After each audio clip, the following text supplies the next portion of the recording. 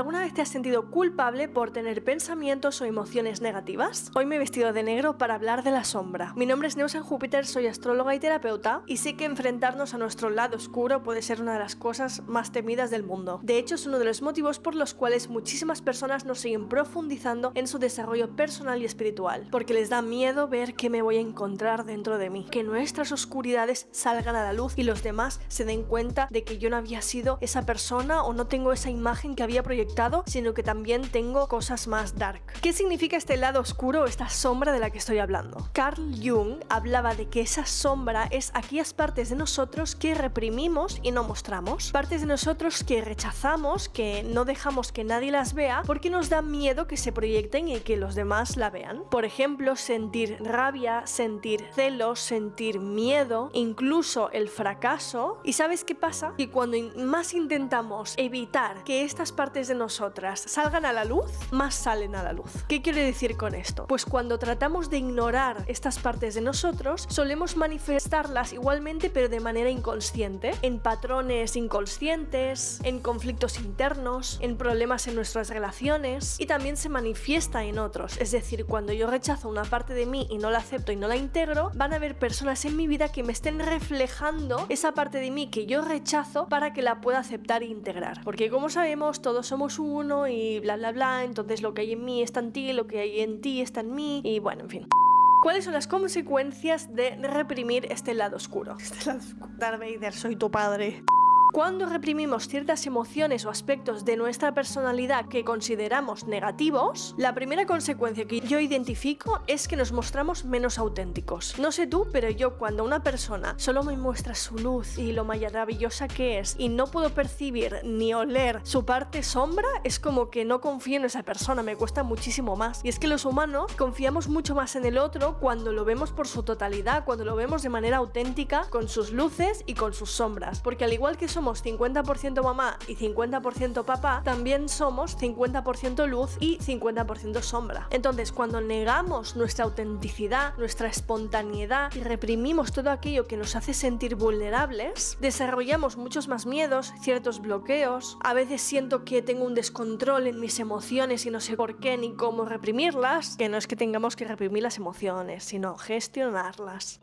Y también aumenta muchísimo más nuestro autosabotaje al conseguir ciertas cosas en la vida. Y ojito con lo que voy a decir. Mostrarse vulnerable no significa ser una persona débil. O sea, esta creencia ya, fin, se termina hoy en este vídeo. No soy más débil por mostrarme tal cual soy. Todo lo contrario. De hecho, las personas más valientes son las personas que no tienen ningún miedo en contar también cómo se están sintiendo realmente y por lo tanto comparten esa sombra con los demás. Pero desde un lugar natural, no desde un lugar de víctima. Ay, pobrecito de mí, es que fíjate todo lo que me ha pasado, es que claro... No, sino que por ejemplo, cuando yo una vez me subí a un escenario y tuve que dar una charla delante de muchas personas, algo que me sirvió muchísimo fue decir, estoy súper nerviosa. Esto para mí es un reto muy grande. Incluso me permití llorar encima del escenario, sí, como oyes, todo el mundo me vio llorar, pero es que lo necesitaba para liberarme de esa adrenalina que llevaba acumulada y entonces hice una ponencia muchísimo más auténtica y tal cual soy. Y eso me permitió conectar mucho más con las personas. De hecho, aquellos vídeos que tengo en Instagram, por ejemplo, en los que me muestro vulnerable y me abro al 100%, son los vídeos que siempre han tenido muchísimo más impacto a nivel de interacción, visualizaciones, bla bla bla, que es lo que siempre se busca. Vamos a ver cómo integrar esta sombra o este lado oscuro. Número 1. Cambia la creencia de que mostrar tu sombra significa ser mala persona. Incluso la creencia de que si tengo algún tipo de sombra, si tengo un porcentaje de sombra, ya soy mala persona. Por ejemplo, voy a coger la emoción de la rabia porque es algo como muy frecuente que suelo ver muchísimo con clientas y en el día a día. Muchas personas cuando están enfadadas reprimen ese enfado y no lo muestran porque tienen esta creencia de que tengo que ser buena persona y aparentar que no me enfado nunca y todo está bien. Pero al final, cuando reprimimos esto, en realidad nos aleja de nuestro lado más humano, nos desconecta de los demás y nos hace menos auténticos. Esta creencia de ser buena persona o no ser buena persona, yo la escuchaba mucho en mi abuela, siempre dice: lo importante es que seas buena persona, que